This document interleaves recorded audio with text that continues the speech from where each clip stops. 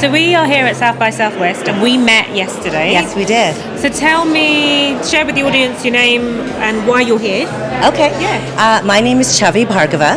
I've been coming to South by Southwest in Austin and Australia for the last 15 years. Okay. My husband has been invited to be a keynote speaker on non-obvious thinking. Our company is called the Non-Obvious Company. Okay. And we're on a mission to inspire non-obvious thinking in the world. I love that. I love that, non-obvious thinking in the world. And you're also an author, aren't you? Yes. Okay. I'm a children's author, Okay. a new author. Yes. Okay, congratulations. Thank you so much. That's very exciting. I don't know how we got to this point of the conversation yesterday. You said your husband, I said amazing, then we talked about something, and then you said you've been married for how many years? 21 years. 21 years. Yeah.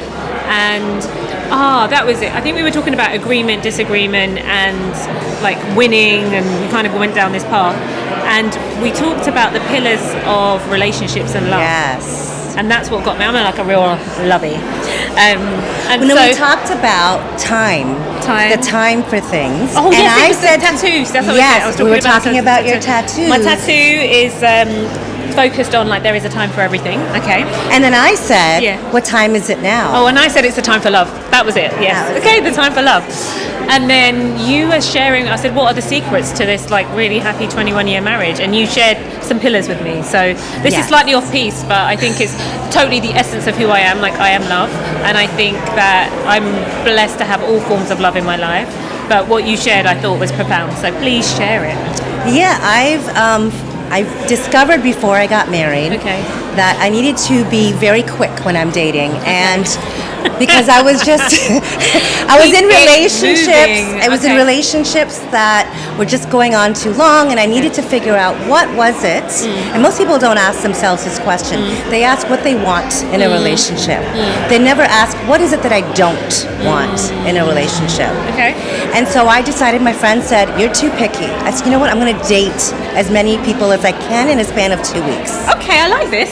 And I did. I dated, I went online, and I met people that I normally And this would was 21 never. years ago, so you were like a pioneer. This was more than 21 years, about 25 years ago. And so I just dated everyone, like for lunch and dinner, met them for coffee, and I realized what it was that I didn't want. Okay. And the more I did that, I became very specific, right? This is not what I want. This is not the kind of guy I want.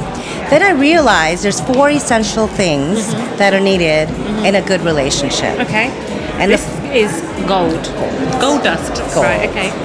Gold dust. Gold dust. And it's very, when you hear it, you're like, oh, that seems so obvious. But when you hear it put together and the intersections, it's not so That's obvious. what caught me yesterday. I was like, wow, yeah, that makes sense. So tell me. So the 4 pillars are physical, spiritual, intellectual, and emotional. Okay. Now your pillar and your partner's pillar have to be similar in line. Otherwise that table will fall and it will collapse. So for example, if you are very attractive and the person that you're with is very unattractive and all the other 3 pillars align, that relationship isn't going to work. If you are a great communicator and the other person is very quiet and doesn't feel that need for you, that relationship is not going to work.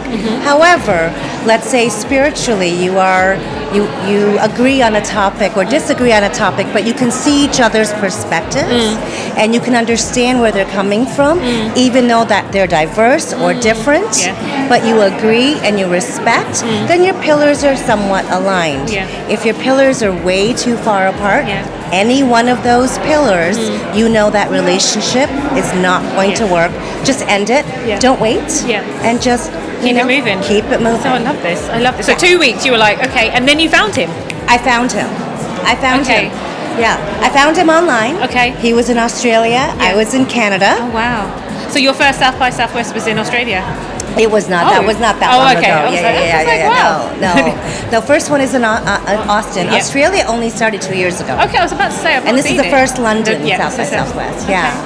And what are you on the theme of love? I guess you non-obvious like discord and disagreement. Love. What's the thing that either the question that you keep on coming back to, or the thing that you're most curious about when it comes to love? the question I'm most curious about, or the one that I come back to. It's always, I believe that every 5 or 10 years, you change, right? So when you're 20 and when you're 30, you're not the same person. You're growing.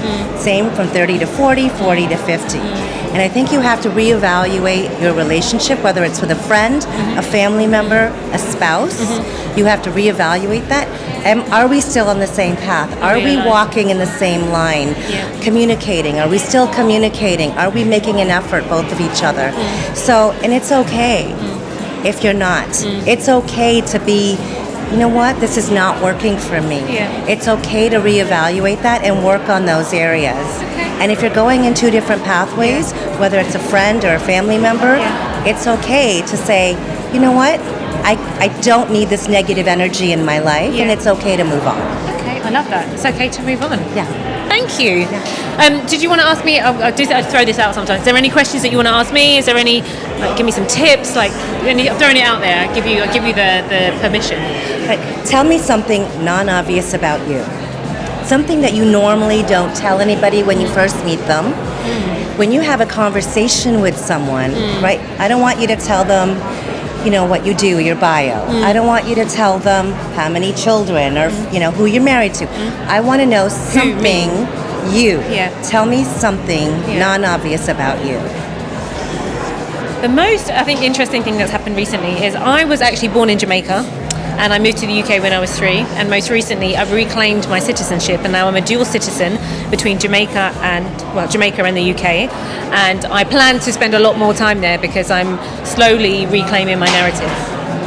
And so what has that done for you? Oh, it's just, like when I go there, I just feel so restored. I feel like the land talks to me and she gives me things. Like everything is in flow when I'm there, and I just love the person that I am when I'm there, and I feel like it was almost been stolen from me because I moved to UK when I was 3, amazing life, amazing upbringing, but there's just something about going back to where you're from when it's got a non-traumatic like memory attached to it, and I feel like there's so much that I still need to explore and understand about the island, and therefore I think it's going to bring a deeper understanding to myself as well. And have you learned something about yourself by going back there? Yeah, because actually none of my family live over there, so I go back and I explore by myself, and I just pick different places. I've discovered as I get older I'm much more adventurous, and I'm less fearful, much more adventurous. I can like stand my own ground. I've got a good like fear I call it, but I'm also just like actually I'm trusting that I'm being called. I'm trusting that intuition, and when I'm there, she encourages me. Encourages me to just be a bit more open to magic, which has just been. It just reminds me that I am magic.